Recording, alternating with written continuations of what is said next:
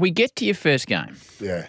Now, so I've got enormous respect for you. So I said to the great Tommy Dallard, righto, he was in at Fox, let's get a nice highlights package of Brownie's first game.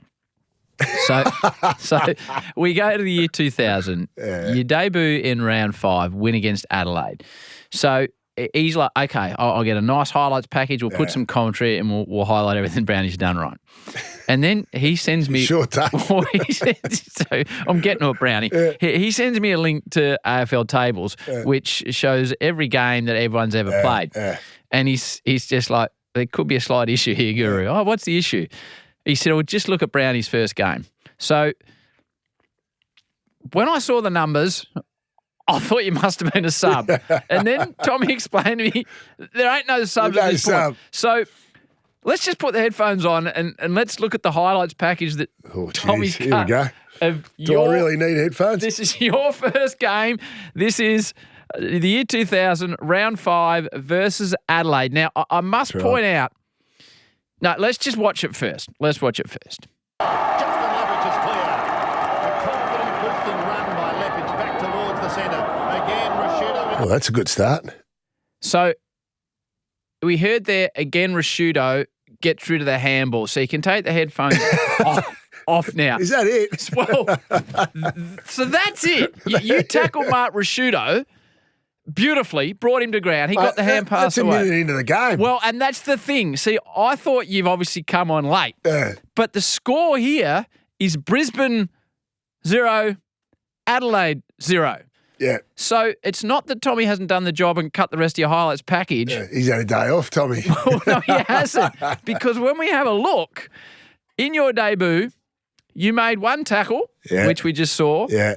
We couldn't find the free for or the free against. Nah. But there was, Brownie, there was no kicks. That was it. There was no airballs. How many marks? There was no marks. So tell me, did you do a hammy after that and go straight off the ground? No, I played 3 quarters until Lee put me out of my misery at 3/4 time. What happened? Have a seat, young man. I just couldn't get near it. I felt like I was in quicksand. I was a beaten favourite. It was like a beaten favourite in the mounting yard before the game. I was sweating up profusely. This was my big moment. All the family had flown up from Warrnambool. So they're all there to see this. They're amazing. all there to see me. I hope they weren't getting a beer and missed the tackle. I know, because that would have been about 30 seconds in. I'm going, how good's this? I've just smashed Margaret Shirt. Mind you, I probably would have got 3 weeks for a sling tackle.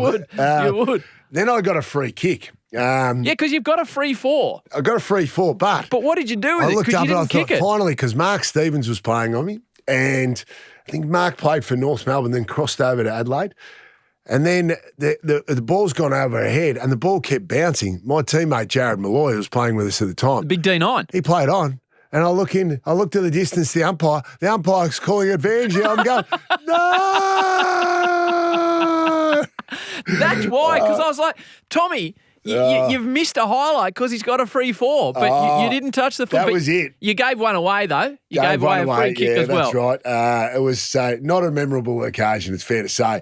Made even worse by the fact that when I went back to watch the game, which I'm not sure why I was watching the game. I was trying to work out whether I'd forgotten a couple of kicks or not. When it got to the commentary early on in the piece, and then it continued on for the day, the great Sandy Roberts, who we know and love, we worked with, Sandy Roberts was going, oh, it's been a tough night for big Jeff Brown. He was calling me Jeff Brown.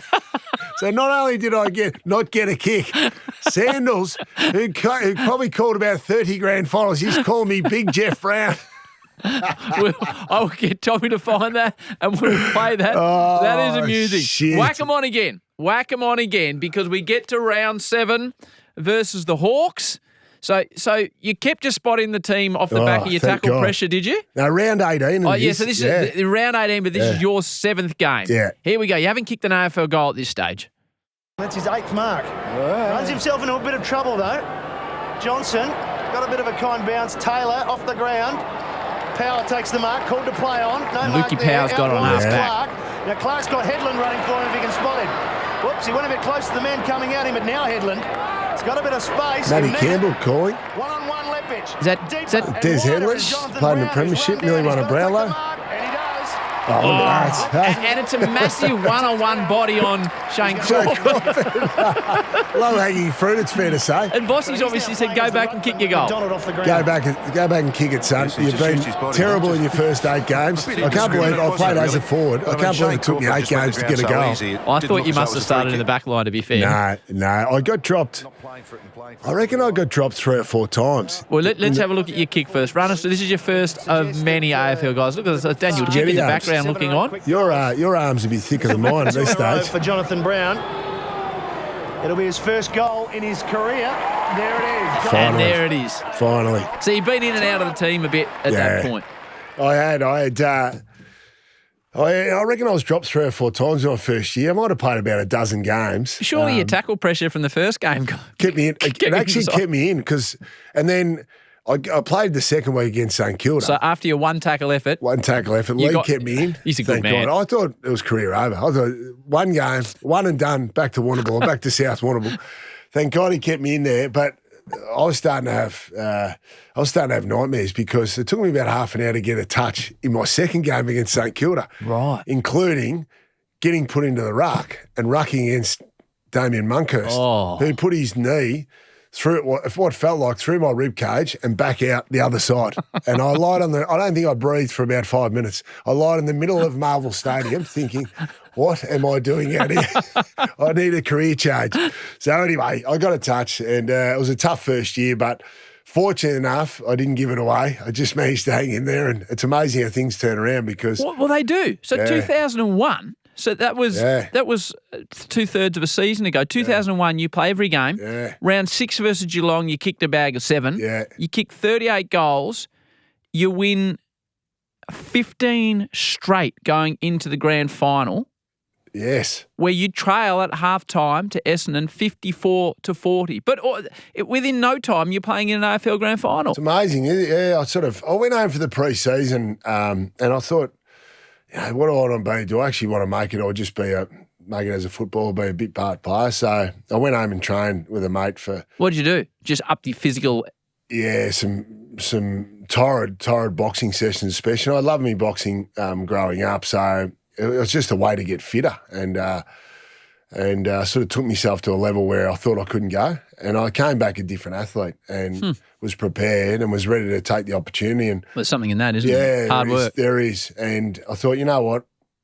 I'm at least going to have no regrets because I'll outwork the next bloke. I might be the best athlete and obviously not going to be the quickest, but I'll always be able to outwork my opponent. And I thought that can be what I can hang my hat on. And Richard Champion had played a bit of centre-half forward, but we really didn't have a centre-half forward. And Lee grabbed me in the middle of the back end of the pre-season and said, mate, you're my centre-half forward.